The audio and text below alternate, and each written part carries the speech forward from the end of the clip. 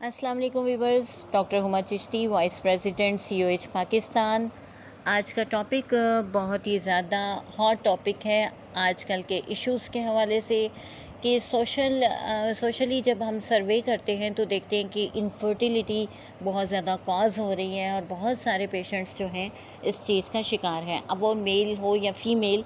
लेकिन इनफर्टिलिटी एक ऐसी चीज़ है कि जो हार्मोन्स के डिस्टर्ब होने की वजह से बहुत ज़्यादा देखने में आ रही है। सो दैट मैंने इस टॉपिक को आज सेलेक्ट किया, तो आज इसके बारे में हम बात करते हैं। लेकिन स्टार्ट करने से पहले आपसे रिक्वेस्ट है कि चैनल को सब्सक्राइब कर दीजिए, लाइक कीजिए, शेयर कीजिए और कमेंट सेक्शन में अपनी राय ज़रूर दीजिए। जी हाँ, मैं बात कर रही हूँ बांझपन के हवाले से। Infertility it means not able to pregnant और कंसीव आफ्टर 1 ईयर, यानी जब 1 साल तक कोई कपल एबल नहीं होता प्रेगनेंसी के हवाले से या कंसीव नहीं कर पाता, तो हम इसे इनफर्टिलिटी कहते हैं इन मेडिकल टर्मिनोलॉजी। इस सिलसिले में एज जो है वो बहुत बड़ी कॉज है, यानी कि ओल्डर एज जो है वो एक प्रॉब्लम होती है इनफर्टिलिटी के सिलसिले में। अगर फ़ीमेल्स के हवाले से बात की जाए तो फ़ीमेल्स में कॉजेज़ होती हैं कि ये एंडोमेट्राइटिस की वजह से भी होता है, यानी कि यूट्राइन जो वॉल्स होती हैं अगर वो इन्फ्लेम हो जाए तो वो भी वजह बनती हैं, और यूट्राइन फाइब्राइड्स हों तो तब भी ऐसा होता है, यानी किसी फ़ीमेल के यूट्रस में अगर फाइब्राइड्स हैं तो वो भी प्रेगनेंसी के राह में रुकावट हो सकते हैं। इसके अलावा थायराइड डिजीज़ जो होती हैं वो भी इसकी वजह बन सकती हैं। अगर हम मेल्स के हवाले से बात करें तो लो टेस्टोस्टेरोन, यानी इनका जो पर्टिकुलर हार्मोन होता है वो कम हो, या फिर लो स्पर्म काउंट हो, तो भी ये वजह होती है। और इन बोथ सेक्सेस यानी दोनों सेक्सेस में अगर एजिंग फैक्टर ज़्यादा है तो ये सबसे बड़ी कॉज है। देखने में आया है कि फ़ीमेल्स 35 से ज़्यादा हों या 40s में हों तो फिर ये चीज़ इनफर्टिलिटी कॉज करती है, और बहुत सारी जगह पे ये देखने में भी आई है। मेनली अगर हम कॉजेज़ के हवाले से बात करें तो problem with female reproductive system, यानी मेल या फीमेल के रिप्रोडक्टिव सिस्टम में कोई प्रॉब्लम होता है तो फिर ऐसा होता है और इनफर्टिलिटी कॉज होती है, यानी बांझपन की शिकायत होती है।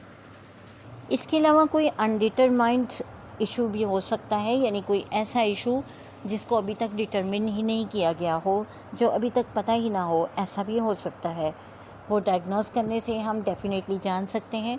अगर हम रेशो के हवाले से बात करें तो 1 in 3 की रेशो है जो इनफर्टिलिटी की रेशो जानी जाती है। अब बात करते हैं हम टाइप्स के हवाले से, तो इसकी 2 टाइप्स होती हैं, प्राइमरी एंड सेकेंडरी।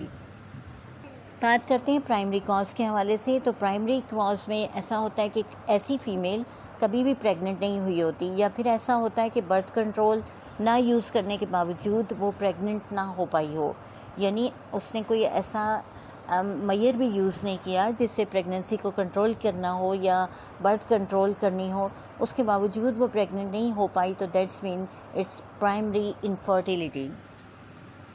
इसके बाद बात आती है सेकेंडरी इनफर्टिलिटी की, और इसमें अगर एक सक्सेसफुल प्रेगनेंसी के बाद फ़ीमेल प्रेग्नेंट ना हो सके तो फिर इसको हम सेकेंडरी इनफर्टिलिटी का नाम देते हैं।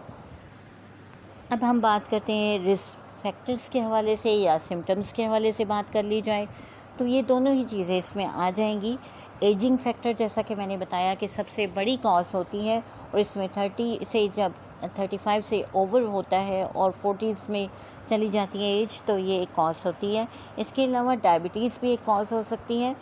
ईटिंग डिसऑर्डर्स भी जो हैं इसमें बहुत ज़्यादा काउंट करते हैं। उसमें एनोरेक्सिया नर्वोसा है, यानी या तो भूख लगती ही नहीं, या बुलिमिया हो जाता है, यानी बहुत ज़्यादा भूख लगने लगती है। फिर इसके अलावा एक्सेसिव अल्कोहलिज्म भी इसकी कॉज हो सकती है। एक्सपोजर अगर टॉक्सिन्स की तरफ हो, जैसा कि मैं आपको एक एग्ज़ाम्पल देती हूँ कि एक्सरे डिपार्टमेंट में या इस किस्म के डिपार्टमेंट में काम करने वाली फ़ीमेल्स कि जहाँ पर उनका वास्ता अल्ट्रासाउंड से या साउंड से पड़ता है, इस किस्म की लेज़र से या इस किस्म की रेज़ से होता है जो कि नुकसानदेह होती हैं, वो ऐसा एक्सपोजर इनफर्टिलिटी को कॉज कर सकता है। इसमें लेड भी शामिल है और पेस्टिसाइड्स भी आ जाते हैं। इस किस्म का एक्सपोजर भी टॉक्सिन्स का बहुत ही ज़्यादा हार्मफुल होता है। फिर ये है कि ओवर एक्सरसाइज भी इस चीज़ की वजह बन सकती है। इसके साथ ही साथ STDs हैं, यानी सेक्सुअली ट्रांसमिटेड डिजीज़ जो हैं वो भी वजह बनती हैं। ریڈیشن تھراپی یا پھر آپ کہہ لیجئے کہ کینسر ٹریٹمنٹس میں جو یوز کی جاتی ہیں کیمو تھراپی وغیرہ، یہ بھی کاز ہوتی ہیں انفرٹیلیٹی کی۔ سٹریس بہت بڑی وجہ ہے جس کا سامنا آج تقریباً ہر کسی کو کرنا پڑتا ہے، یعنی 90% لوگ ایسے ہیں جنہیں سٹریس کا سامنا ہے، بلکہ 90 سے اب ابو ہو چکی ہے یہ ریشو، اور اسٹریس کی وجہ سے انفرٹیلیٹی کاز ہوتی ہے۔ اس کے علاوہ اسموکنگ بھی کاز ہے، اور سبسٹانس ابیوز بھی کاز ہوتی ہے، ویٹ پرابلمس ہیں جیسے اوبیسٹی بھی ایک بہت بڑی وجہ ہے انفرٹیلیٹی کے سلسلے میں، اور اوور ویٹ ہونا بھی وجہ ہے، یعنی اوبیسٹی اسی میں آ جاتی ہے۔ اب ہم بات کر لیتے ہیں ڈائگنوسس کے حوالے سے۔ تو ڈائگنوسس میں پیلوک ایگزامینیشن کیا جاتا ہے، بلڈ ٹیسٹ کیا جاتا ہے، اور اس کے علاوہ جو ہے وہ سلائن ٹیسٹ ہوتے ہیں، SIS اسے کہا جاتا ہے، اور اس کے ذریعے چیک کیا جاتا ہے یوٹرس کو اور فیلوپین ٹیوبس کو۔ ہسٹروسکوپی ہوتی ہے، اس کے ذریعے چیک کیا جاتا ہے۔ ٹرانس ویجائنل الٹرا ساؤنڈ ہوتا ہے، اس کے ذریعے ہم چیک کرتے ہیں۔ SHG ہوتا ہے جو ہسٹروسیلپنجوگرام ہوتا ہے، یعنی فیلوپین ٹیوبس کو چیک کیا جاتا ہے۔ انجیکٹیبل ڈسکس ہوتی ہیں، اس کے ذریعے فیلوپین ٹیوبس کو چیک کیا جاتا ہے۔ اور پھر لیپروسکوپی ہوتی ہے، سیمن انالیسس ہے، اسکروٹل الٹرا ساؤنڈ ہے۔ یہ میل اور فیمیل دونوں کی ٹیسٹ ہیں جن کا میں نے آپ سے ذکر کر دیا۔ اور بات آتی ہے اب ٹریٹمنٹ کی طرف، تو پھر ایلوپیتھک وے آف ٹریٹمنٹ میں اس کا میڈیسن اور سرجری اس کا علاج ہوتا ہے۔ ہم بات کرتے ہیں اپنے ہومیو ٹریٹمنٹ کے حوالے سے۔ اس میں borax is the very nice remedy, very best remedy, کہ اس میں یہ فیور کرتی ہے کنسیپشن کو، کنسیو کرنے کے سلسلے میں بہت ہیلپ فل ریمیڈی ہے، اور according to sign and symptoms ہم جب میڈیسن کو یوز کرتے ہیں تو بہت زیادہ ہیلپ فل ہو جاتی ہیں۔ نیٹرم فاس بہت اچھی میڈیسن ہے، جہاں پر ایسیڈیٹی بہت زیادہ ہو جائے، ایکرڈ کنڈیشن ہو، تو اس چیز کو ریڈیوس کر کے انفرٹیلیٹی کی راہ کو ہموار کرتی ہے۔